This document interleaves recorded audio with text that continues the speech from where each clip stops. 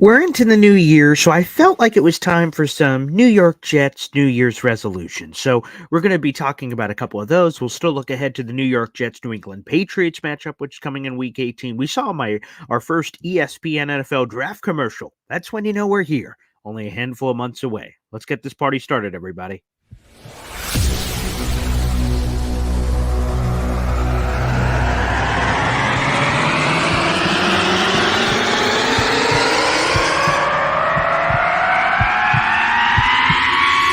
Zoinks!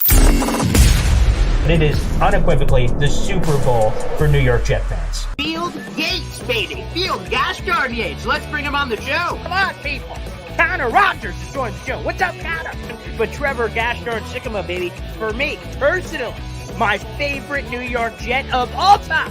Wow, it's great to be on. What an intro that was right there. Paul, nobody does an intro like you, man. Paul, you give the best intro of literally any podcast that I've ever been. I'm gonna lose my gosh darn bananas.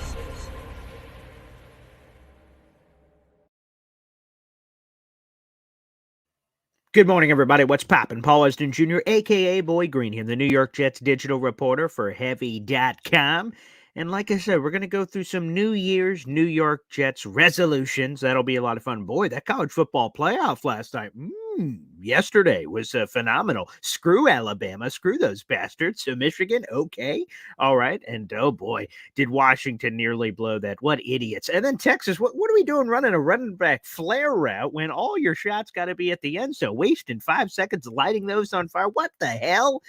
What a dumbass. I'm I try not to, nitpick or any, but geez, Lou, what in God's green earth was happening? Let's bring him in. Will Parkinson, the host of the award-winning TOJ podcast. Let me just ask him right off the top, what were they thinking? Running back flare route? What in God's green earth? What was going on there? So, good morning, dude. Look, I think a lot of coaches just sometimes overthink things.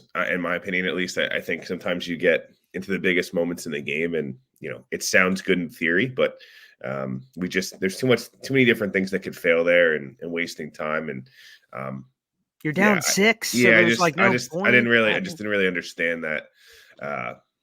That's not the choice maybe I would have made, but again, I'm not paid to I'm not paid to make those choices, so I guess who am I? All right, what do you make of national championship game? It'll be next Monday. We got Michigan, we got Washington, and I've heard a lot of people basically say the same shish kebab about it, that wow, differing styles between Michigan and Washington. That should be pretty cool. Yeah, look, I think the biggest key, obviously, two things. One, the Washington offensive line's been awesome all year. We've seen that. And the Michigan defensive line, wreaked havoc yesterday. If Washington can protect at least a little bit, they're going to be able to put up some points. Again, they got to make some stops too. Michigan's offense doesn't scare you the explosive way that Washington's does. They've got NFL receivers everywhere, NFL backs, NFL quarterback, obviously. The Washington offensive line is just very impressive. So to me, if they can even play a B game, I think they could win, just because the way Penix slings the ball around, and Big Rome, who if the Jets got, I don't think anybody should be upset, and things of that nature. I don't know. Everyone's going to pick Michigan. They're going to be, there's a Pac-12. First of all, both teams will be in the Big Ten next year. I was just about to say that. It'll be an interesting kind of preview for what next year looks like. But I hope Washington wins personally. Obviously, I'm a USC guy, so I think it'd be cool for the last year of the real Pac-12 to get a national champion out of it. And Michael Penix's story is really cool, and all these different things. I think it'd be interesting. But again, Michigan's really well. Harbaugh is obviously getting his national title. Does that mean he would then jump to the NFL? There's a lot of underlying, that's interesting. It's it's the Harbaugh story for Michigan, right? I mean, JJ McCarthy's going to get drafted, and someone's going to overdraft him. He's fine. He's a winner. He's a winner. He's got all the intangibles. He does some nice things. He's mobile in the pocket. But again, is he a first round pick? I wouldn't personally be that guy. But and Michael Penix, if Michael Penix goes out there and throws and goes for another 400 yards and 4 touchdowns, that accuracy is ridiculous. Does he creep into the top 10? Do 4 quarterbacks go in the top 15? I know he's got the injury history and he's older, but oh yeah, that's crazy. Yeah. If you're a Jets fan, which is obviously what a lot of the show's about. Yeah. Everyone keeps, talking about, the offensive line and can the Jets go to those top offensive linemen, top receivers? Another path to getting that, other than them losing, is a lot of these quarterbacks, more than 2 quarterbacks going in the top 6. That's one of those things. I don't know if it'll happen. Again, there's injury questions and experience questions and things like that with Daniels and Penix and Bo. Like there's a lot of good quarterbacks in this class. You just need one to really, someone to fall in love at 5. The Giants fall in love with Penix, and all of a sudden, now Malik Neighbors doesn't go at 5, and now he's there at 7, and all of a sudden the Jets they end up with Joe Alt. Like that's right. that's the way the draft works. It's not necessarily always what pick you have; it's who gets overdrafted. Look, I don't think anybody really thought Garrett Wilson was going to get there at 10 2 years ago. I think everyone, I think people thought it'd be Drake London, maybe Jameson Williams at 10. Falcons fell in love with Drake London, who's been a really good player. It's nothing against him, but they fell in love with him, right? And the Seahawks went tackle, and all of a sudden Garrett Wilson's sitting there for the Jets. So that's what you kind of have to hope for if you're a Jets fan. If you want one of the tackles or you want one of those big 3 receivers, you got to hope maybe one quarterback slides up, or you obviously drop off on this game against the Patriots. Again, we're still got Will Parkinson, the host of the TOJ podcast, during the show. Well, before we get New Year's resolutions, I feel like I have to wash my sins. I'm not sure if you have any pastor or priest background, and I want you to note that what I'm about to ask you is from last year, actually like 2 or 3 days ago, but it's last year. Okay, I want to keep that in mind. So, Will, I had a couple of takes. Apparently, people have accused me of having a little bit of the alcohol a little too early before the proper days. So I had a couple of Twitter takes that I want to throw out there, and I need you to rate them, okay? All right. 0, I'm an idiot. What were you thinking, and how much were you drinking? Number 10, all right, Paul, I can totally see it. I am in. Okay, that's your scale. Works. All right, so here we go. So I will give them to you one at a time here, and I will also explain it to our audio-only listeners. You can hear a couple of takes I had. It did not go over so well in the universe. Okay, we'll start here. Okay, here we go. All right. I'll say it. If the Seahawks cut Jamal Adams, as it seems like the plan is, according to Seattle experts, I'd gladly take him back on the Jets this offseason. Is he a perfect player? No, far from it. However, he has a special set of skills when deployed correctly can be wildly effective. I think Robert Saleh and Jeff Olberg can get the most juice out of this squeeze. They can maximize his strengths. Tony Adams and Ashton Davis can be the salt to his pepper, the yin to his yang. Come on home, buddy. Me and Connor Hughes will welcome you back with open arms. Will. All right, so it's not a 0 that you're like a total idiot for suggesting some of what you said there. I think makes sense, right? Like I don't think he's a perfect player, but I do think he does some things really well. He rushes the passer better than anybody on the back end. He can still play, be a Billy style player in the run game. He's kind of just more of a linebacker at this point. I think Robert Saleh and Jeff Wilbur could get the most out of him because they've developed as the way they've just the evidence on defensive side of the ball, they've developed really well. Do I think there's a shot in hell that it happens? Absolutely not. I think it's for multiple reasons. Okay. I think, unfortunately for Jamal, one thing I think, it has been unfortunate for him. I know, it's great for the Jets. They ended up Garrett Wilson, AVT, but I do feel bad that he's just gotten hurt over and over again. It's like multiple concussions. It's torn groin, torn body. It's like it's injury after bad injury. So eventually his body's just not the same. I don't feel bad the way he acted towards Connor Hughes and then doubling down. And I just don't know if that goes over well in the market. So the actual football side of it, I don't think is crazy, but I think I don't think it's going to happen based on, things obviously me and you both know. Yeah. This is not the same, but I thought, so Idzik was terrible. Obviously, but I thought where he had a chance to be win some headlines and be the hero is his first move is he trades Darrelle Revis to the Tampa Bay Buccaneers. It ends up being Sheldon Richardson and a bunch of other stuff. Okay. Revis goes down there for 1 year. It's a complete disaster. He gets cut. And I say to myself, I'm sure on one of the Jet shows, boy, if Idzik a year later can bring back Revis into the fold and have all the assets that he had, Sheldon Richardson from that trade, and bring it back, he could look like a hero by bringing the guy back that he just traded away and gets him nothing for a bag of money. That would be phenomenal. Of course, Revis ends up going to the Patriots, wins the Super Bowl, blah, blah, blah. But again, this is not the same thing. but Joe Douglas trading him for like the greatest haul in history, and then turning around and then getting him back Yeah, as getting the him back for backup nothing. safety or something. I just Yeah, think no, I look, it's like you saw the said. light. No, yeah, look, it's not the craziest thing. It just, I don't know. I would have, if you asked me this question maybe 3 months ago, I thought it's more plausible. Yeah, And it's not I that like understand. nothing that not Connor's awesome and Yeah, he's a we great love guy, Connor. but Yeah, but like it's not even just to do with that. It's like the toxicity with which I part of me really hopes he doesn't get cut because the Jets play Seattle next year in MetLife, ooh, and I just would love to see the that reaction reaction would would be be interesting. Yeah, the vitriol. Big word on a Tuesday morning yeah, would that's very would nice. be Yeah. incredible. Yeah. Okay. So let's put that one in the garbage. Remember, this is last year. I want that to be perfectly clear. I understand the timestamp said something like December 30th, but again, I just want to make that perfectly clear. Last year. Okay. All right. Here's another one. Oh, this will go over well. All right. Here's another one. Bakhtiari posting Epstein videos. Oh, well, man, another future Jet. That'll be great. That'll Didn't be tweet good. out that, though. Want to make that clear. Did not tweet out that one. But anywho, here's this one. I say, welcome home, King. Justin Fields to the Jets. And I want to make this perfectly clear. A Jet fan, and that's the only reason I saw this. So shout out to whoever that Jet fan was. And I'm sorry I don't remember your name, but they said, what did you think of the Justin Fields Jets rumor? So I'm like, what in God's green earth are you talking about, random Jets fan? And I go to our boy, Benjamin Albright, a really good friend of mine. I've known him for a long time. He tweets out this. I heard a rumor that the Jets might make a play for him, referencing Justin Fields, to back up Aaron Rodgers next year. And I'm going to be honest, this caught me totally by surprise because I had never even thought of it as a possibility, but I thought it would be funny to kind of stir up Jets Twitter just to see the reaction. And the reaction was split, but a lot of, Paul, you are an idiot. So again, the scale, 0, I'm an idiot, 10, okay, okay, we're getting there.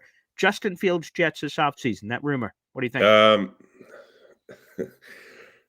On the face of it, like, sure, Justin Fields is the Jets backup. Be great, right? He's progressed a ton this year, and especially the last, since coming back from the injury, and he's definitely better than Zach Wilson, and that's for sure.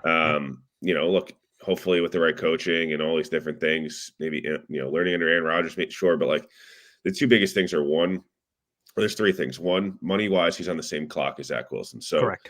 Yeah. It doesn't make a ton of sense at all there because, again, you'd have to trade for him. I think Connor Rogers referenced that he thought he could maybe, and I think it was on either Badlands or one of Connor's many shows. Right. He does a great job on, maybe the Bears are going to look for that Sam Darnold type package for him. Really? Or a second round pick or something of that nature. Because, so the Jets don't have a second round pick. No. A. But B, they don't really want to pay him, obviously. And C, I think Fields has been good enough the last 6 to 8 weeks that he probably is a starter next year. That's a good point. I've seen a lot of like the Giants make a ton of sense for Fields, and I actually don't disagree at all because under Dable, he's gotten the most out of these guys. Ooh, yeah, you're right. If the Giants go tackle a receiver, do you pair Fields with why Daniel Jones is out and all these different things?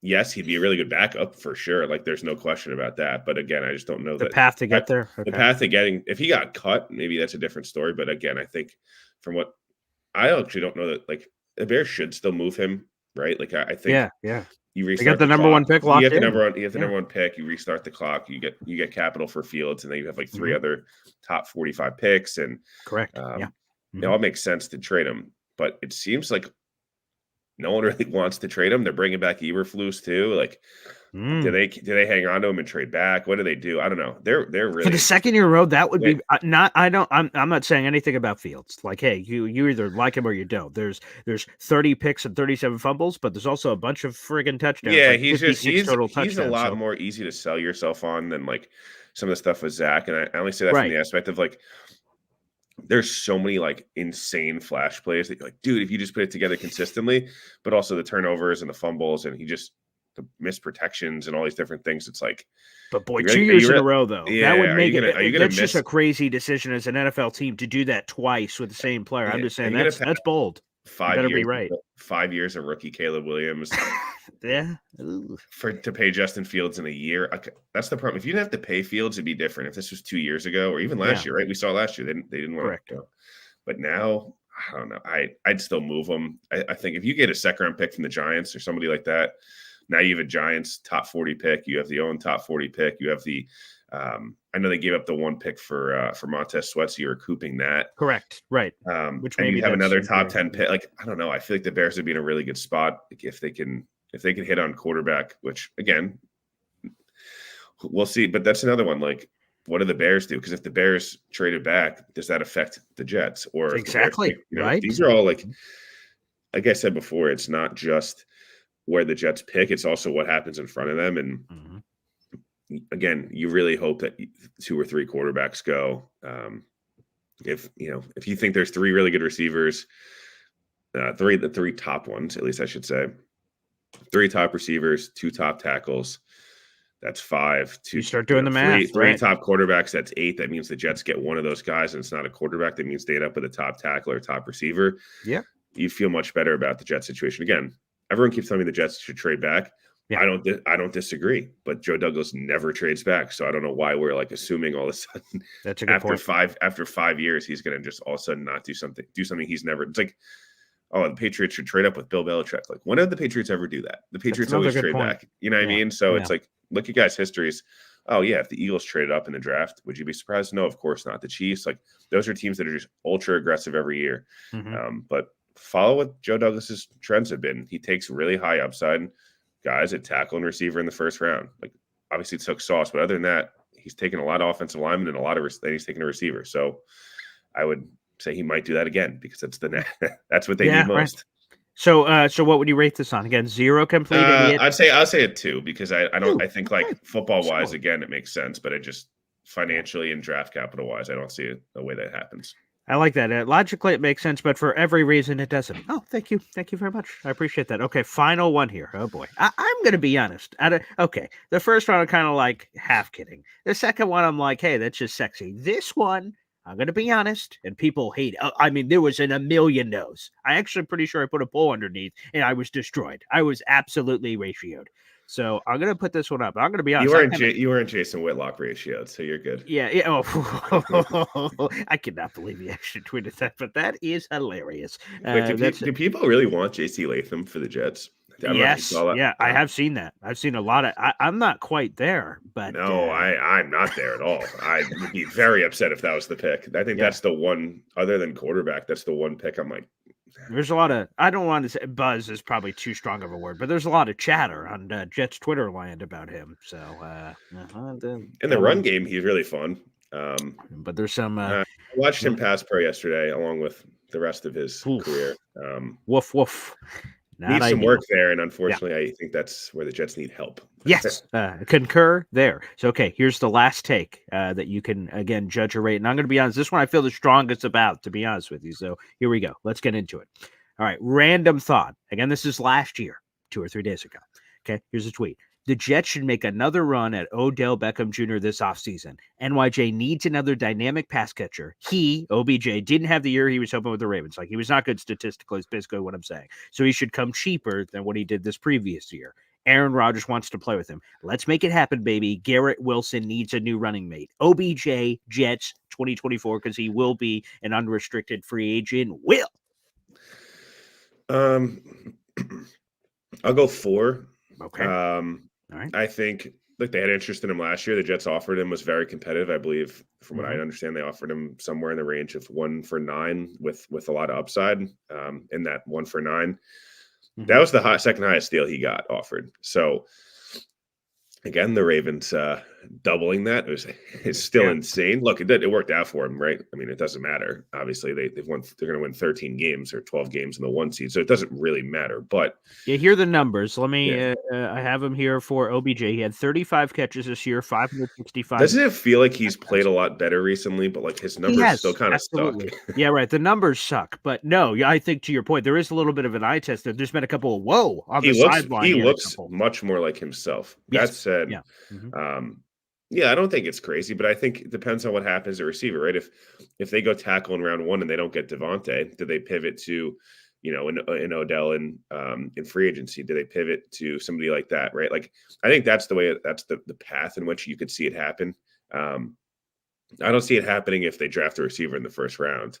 I think that there's at that point you got to invest everything you have in offensive line and maybe a big nose tackle, somebody like that against the run, things of that nature. But no, I don't think it's insane. They had interest in him last year. I think you could see them having interest in him again. But again, like, I think a lot of would have to happen. I'm curious who pays Odell. Does Odell, because he's like better eye test wise and he's stayed relatively healthy, although he still gets banged up a lot. He's like, it feels like every game he's been banged up basically all this year. To be honest, he's just he's been hurt for a long. Like, he just was always hurt. If the Jets ended up with their offseason being Joe Alton and Devontae Adams, I'd like it a lot better than Odell and J.C. Latham. That's a fair point. Let me ask you a quickie. I don't know if you know the answer to this, because the Jets were going to pursue OBJ, obviously. Well, they did aggressively pursue OBJ, and if they would have landed him, Corey Davis would have still been on the roster at that point. What was the plan? Did the Jets plan to cut or trade? I don't know. Davis if they landed OBJ? I'm not really sure. I don't know. I don't know that the Corey Davis stuff is really weird. It's like all offseason, you hear all these, like last offseason, you heard all that stuff with Odell, and like it was obviously very legit. But then it was like the Corey Davis stuff was just kind of, everyone was just like, they're going to cut him or restructure him or trade him. Like, there's no question. Mm-hmm. And then like none of that happened. And it just didn't really make a whole lot of sense what they're planning with him, just because was he going to play this year at $13 million a year? Like, that's where I'm most confused. I don't even think I'm confused at the fact they didn't cut him, because I think, look, in hindsight, like, they needed him. They needed the Jamison Crowder restructure, to be honest. That's what I thought maybe was going to happen, or they were going to cut him. I didn't think anyone would really trade for that contract, because there's no reason that, like, if he was going to get restructured to cut, like, why would you trade for him? Maybe someone gave a day 3 pick or something. Yeah. But the fact that like none of that happened and then you just walked away, it's still mind blowing to me. Just that we've not heard a single thing. Nothing. Like I've asked everybody, and everyone's like, I've heard 1 or 2 things that I can't really even share, or I don't know. And it's just like, it's been very, again, I hope everything's okay. Oh, of course. That to me like scares me that's like very non-football. And or it's been so quiet. It's been so quiet, or it's just like as simple as, hey, I'm done. I was done. Yeah, right. But like it's a little weird though feeling, to like I guess, start playing. Usually when you're done, you're just done, and you don't walk away from $13 million. And also, you don't go all the way through. We're not talking about the beginning of training camp. They went all the way through camp. Yeah, they were. This was late August. This was August 20th, 21st, 22nd, somewhere in that range. I was on a cruise ship. We were docked in Maine, and I'm like, Corey Davis, what the hell? So it was. That's the late part that it kind of threw me off. Yeah, that whole situation just. I just feel like the one thing with the Jets this year that I guess my biggest criticism of them, the plan B felt very unprepared. Yes. Plan A was great, right? Rodgers, plan A, awesome. You got him. Plan A, and with Lazard was a plan A to get Rodgers. Dalvin Cook was a plan A, I guess. But it felt like a plan B for a lot of these other situations. Dwayne Brown and Mekhi Becton on paper should have been good. Like their offensive line going into the season on paper was fine, right? I agree. Yes. Yep. The one plan B, I guess they did do a good job of, is bringing back McGovern on a cheap deal to let Tittman develop. Sure. I guess I could give them some credit there. Yeah, 1.9 mil. I hope, again, if we can bring it back on that, I'm all just like run it back, but like QB a backup at that point. But then it's like plan B, obviously a quarterback was an issue. I felt like a receiver, there wasn't really a plan B. They didn't really pivot or do anything. Offensive line, it felt like the plan B just, I don't know. They just, even in offseason, right? Like Odell doesn't work. So then it's like, okay, now we'll go back to Corey Davis. It's like, was that really a plan B? Yeah. That was just like, all right, now let's just not cut the guy we've talked about cutting for 4 months. I don't know. It was just a little weird to me. All right, let's do a super chat just came in, and then we'll end with the Jets Patriots stuff. Phil throwing this in: tag and trade Huff for a second. Likelihood, great content, guys.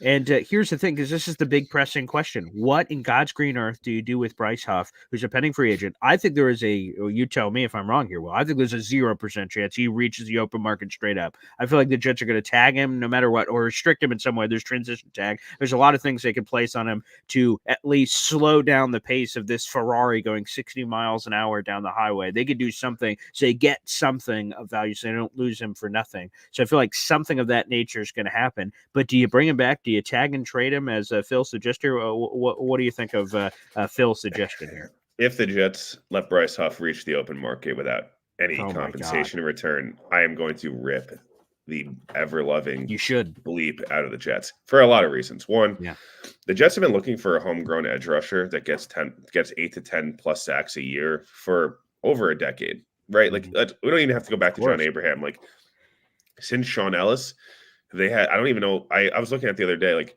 Muhammad Wilkerson, I guess, is the last defensive lineman 2015. But, like, he wasn't an edge rusher. He was a defensive tackle and a 3-4. So he's a defensive end, but he's obviously more of a defensive. He's more in, like, that JFM mold. They have not had a true edge rusher. I think if Bryce Huff gets 2 sacks, it'll be the first one. And I think since Sean Ellis, I believe, and Calvin Pace had. Yeah, I was just about to say Calvin Pace had the random 10, but I don't know how you categorize other than that, Calvin it was Sean, Pace.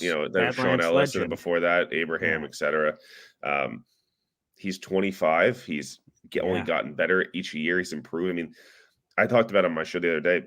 Right now, if you told me to vacuum, who do I want next year on a 1-year deal? I'd rather have Bryce Huff than Brian Burns. Bryce Huff's been way better than Brian Burns this year. Like, he just has. Brian Burns doesn't tackle well. He doesn't play the run either. Like, Bryce Huff's just been a better pass rusher. And Brian Burns, if he wasn't a first-round pick, and Bryce Huff was, would you look at these guys? Like, I think everyone's just like, oh, he's a UDFA. Like, Shaq Barrett was a UDFA too. And the Broncos thought the same thing the Jets did.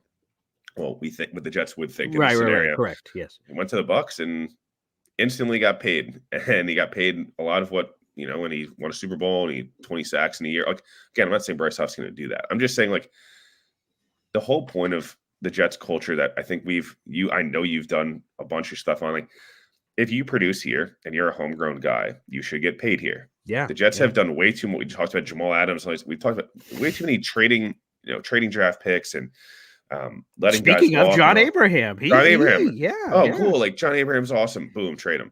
Like, Jamal Adams was a 2-time All-Pro. Boom, trade him. Again, these trades the Jets got very lucky that Mangold worked. They got very lucky that Garrett Wilson and AVT have been good. Like, they could have been bad picks because the Jets have had plenty of bad ones. And then you're left sitting there without your All-Pro and you're left sitting there with bad draft picks. So biggest thing is, if you're another team, what are you giving up for Huff? Because if he gets on a tag and trade, he's guaranteed like $22 or $23 million next year. So you have to be a contender at that point. My gut says a 2 and change. And maybe if you squint a late. But then if you're the Jets, is that worth it? Yeah, well, that's also true, right? Yeah. I don't know. It's like, I just feel like you could easily, I just feel like 3 for 50 with like 25 to 28 million guaranteed, mostly in year 3. You give Huff a big signing bonus because he's an UDFA. You kind of get him paid there. He's never been paid. He did make $4.3 million on this tag, which is like way more money than he's ever made. A third of what Zach Wilson made to suck this year. Exactly, right.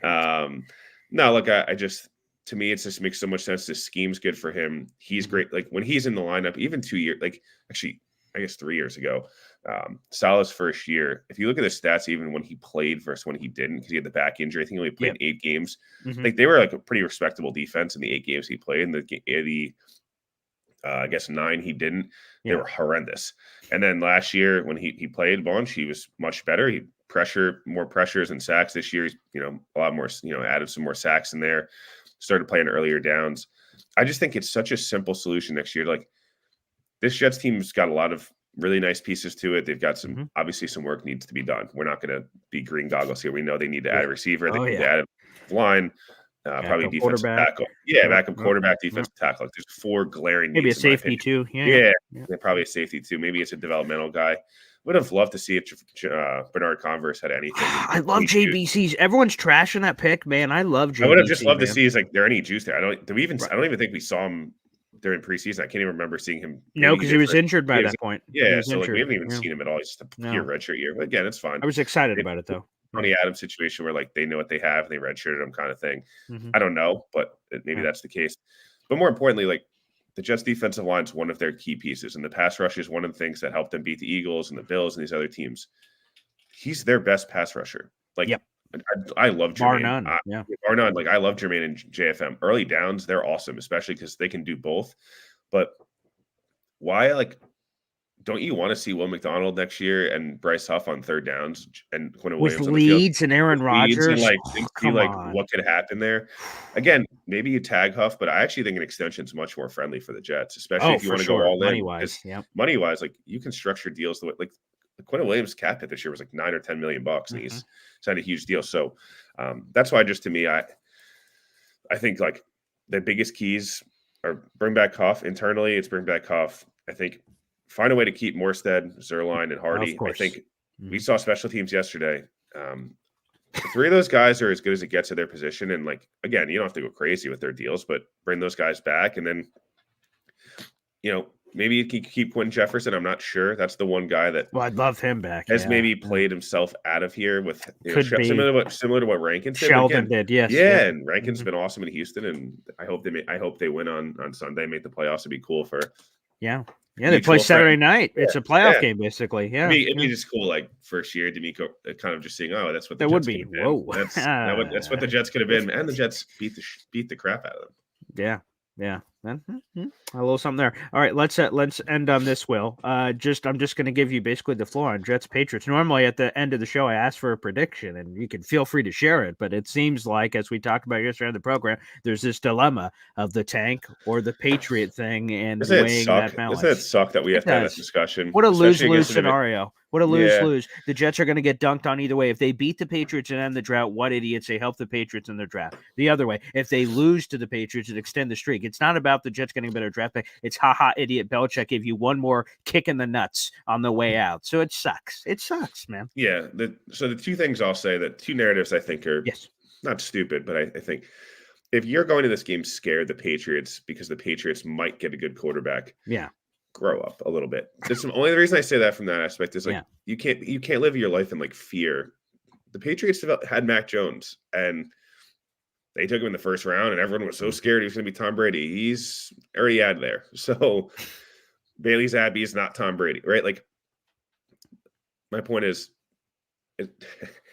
that's like saying the Jets can't develop quarterbacks when like they have a Hall of Fame quarterback, but that doesn't mean that they're going to always develop quarterbacks, because they clearly haven't. The Patriots were a terrible organization before Tom Brady got there. I mean, with Bledsoe, they got better, but they were horrible for a long time, and they were a laughing stock. And then they got the greatest player that's ever touched the football. Like that happens. Don't let the Bulls get a shooting guard. Well, the Bulls have got a million shooting guards, and they still suck. Like, he's not Michael Jordan. Sorry. Right. So that's one. Especially if they lose Belichick, don't you feel like they lose the mystique of could they develop the quarterback? Like, I don't feel that at all. Right? Like Bill O'Brien's had whatever.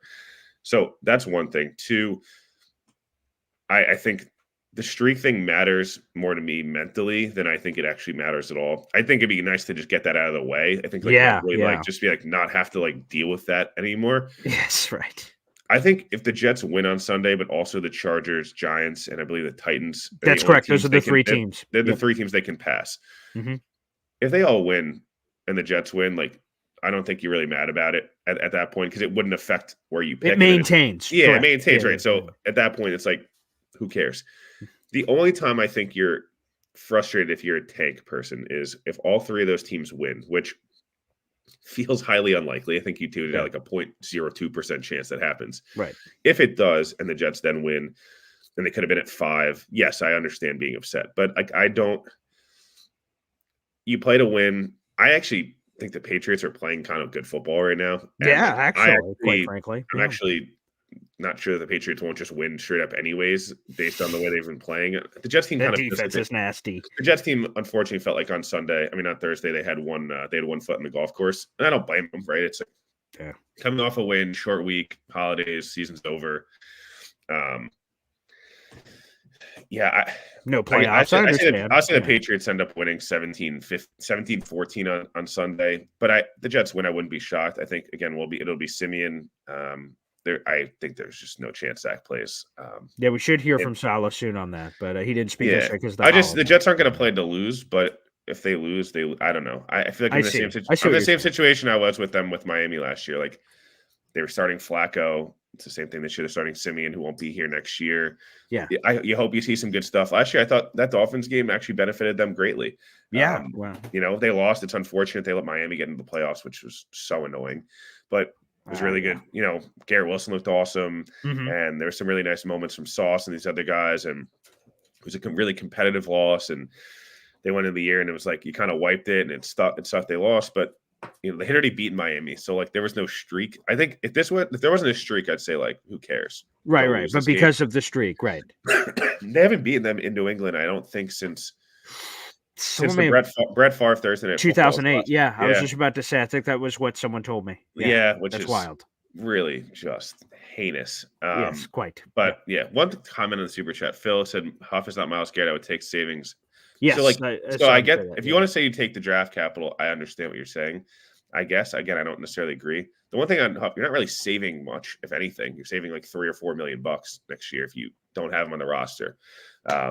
So like, it's not as if you're trading Lincoln Tomlinson. You know what I mean? Like, yes, that's right. the one thing I feel like we forget is like just because they're going to get paid that doesn't mean that's what they're not really saving much. Right. You know, whatever. So yeah, I guess my point with the Patriots dressing is like root for the young players and the core guys to play well and rationalize afterwards. If they win, you'll be happy that they won. They 7 wins again this year, and you know they're still a quarterback and a tackle and one receiver away, and you know they already have the quarterbacks, and now just go get the other 2 guys. And yeah, All right. Last little thing here on this. I just want to ask, does it matter to you? Because in my head, I was dreaming of sugar plums and fairies. I was talking about it yesterday, that when I saw week 3 of the schedule, Aaron Rodgers is going to grab a rusty wrench and beat the flying hoot out of the Patriots. And I'm like, that's how you end the streak. You run it up on the Patriots. You drop like a 50 burger on them. I was dreaming of every night. And I'm like, can't wait for week 3. Of course, Aaron Rodgers gets hurt, and then we all know what happens. Does it matter to you if there's no mustard on the sandwich, right? Week 18, ending the Patriots draft. Okay, that's not exactly how I drew up how I wanted this thing to dramatically end, but it ends. Does the narrative at all matter? As opposed to, let's say they lose, it's 16, and then we get the Patriots. I'm making this up. I don't know, week 2, Sunday Night Football, and Aaron Rodgers beats them over the head, and that's how they ended. Does the way they do it matter to you at all? No, but okay. But 9-6 on Sunday is not going to excite me at all. Right, that's what I mean. I can assure you that, like, yeah, it would be nice to if the Belichick's last game as a Patriots coach be losing to the Jets at home in a season where the Jets are now tanking. That would be cool. But it'd be a lot cooler if it was like 24-3 and they just embarrassed them. And right, you say, you know what? Joe Douglas is the GM that everyone claims he is, whether I agree or not. Yeah. It's for a different day. For sure. Yeah. And they embarrassed them in Belichick's last game, and he goes out sad. But the Reds, Commanders also lose, and so does the Panthers, and so the Patriots still pick 3rd, and see they're in the card, whatever, they're going to miss out on their strength of schedule. They still miss out on the quarterbacks. Like, that's the dream world, I guess, is that like you still pick 8th, you get one of the receivers because 3 quarterbacks go, and the Patriots still pick 3, so they don't get May or Williams. Like that's the dream. But again, if that doesn't happen, again, I don't like the idea of like just like laying down against a team that's owned you for over a decade. It bothers me. But again, it maybe means more to the fans than we heard Garrett Wilson earlier in the year. He's like, it means something to us now because I haven't beaten them, but it doesn't mean something to me before I got here. And it's hard to blame them, right? Like, but I don't know. It's just one of those weird situations where any other opponent, this is such a moot talking point, but it's the Patriots. Of course. It's the streak. It's in New England. It's Belichick's probably last game as the Patriots coach. I also just like, not for nothing, I don't know how you have any confidence in this staff going forward if they just like laid down the last couple of weeks. Yeah, that would be a bad sign. That'd be alarming. Damn, Saleh and Douglas couldn't rally the troops for a road trip in New England. Belichick one single time in his tenure here, and that's what I'm saying. It's just like this weird scenario again. Yes, yeah. Do I think it carries over week to week or year to year? Maybe not, but I don't know. The Lions last year, I guess it was different because the Lions technically could have. No, they were already eliminated, weren't they? The Lions were last year when they went into Green Bay. No, they were not. They weren't eliminated to the final week because there was that weird. Seattle I'm saying when they went into that game because Seattle had. Oh, you're talking about the final game of the season. I thought you meant against the Jets. Yes. Yeah. They went into that game and it was over, unfortunately. So they just played to play and they won that game for their own selves. They started up with 2 starters and I don't know. Like, what if we get to the draft and the Jets have won but they trade up from 8-4, and they Sure. go get like they could also do that. Like, these things, the It's Jets possible. should, It's not over. It's not like they're it's dead. just Right, again, yeah. I know everyone. It's a lottery ticket. The better Yes. higher the lottery ticket is, the better odds in theory that the player would be That's what they good. say. Yeah. But like, I don't know. A lot of good players have gone at 8. Like the Jets just got a guy at 10 who's, I think Zach Rosenbach just tweeted seventh all time, and in catches through his first 2 years, and he's played Wow. with 8 Oh, quarterbacks. that's a cool Yeah, number. like this is Whoa, awesome, right? So like, okay. All right. I don't know. I just go back and forth. It's hard. I'm not going to root for them to lose. If they lose, course I'll not. Yeah. rationalize it and say, Yes.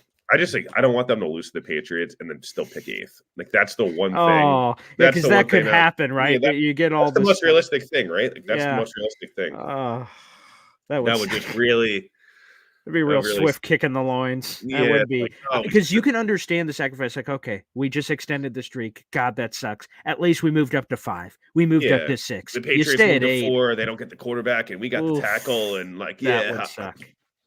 But Oof. imagine you just miss out on the tackle and the receiver, and the Patriots get like Drake May. It's like, dude, come on. What just What are happened? we doing? It's very. What are we doing here? Yeah, it's very history. There's blood on the walls. Where I'm like, wait a second, I've seen this story before. I've been in New this year, house. new year, new vibes. We're gonna, that's they're right. gonna be better. Fresh. Will, awesome stuff. What do you have real quick for TOJ? Plug yourself. Yeah, this week. TOJ pod. We'll have an episode. I'll have an episode out today, Mm-hmm. and then I'll have one on Friday. I'll be at the game on Sunday, unfortunately.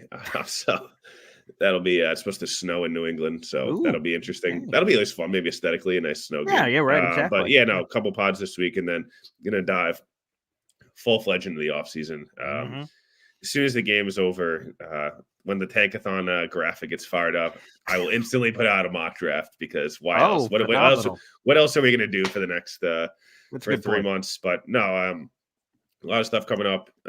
Appreciate having me on as always. Of course. Will, one of the best in the friggin' business. Thanks everybody for tuning in, and we'll see you tomorrow. Taylor Kyles, wonderful from Patriots land, will be hopping on with us. Looking forward to it. Thanks everybody. We'll see you then. Take care.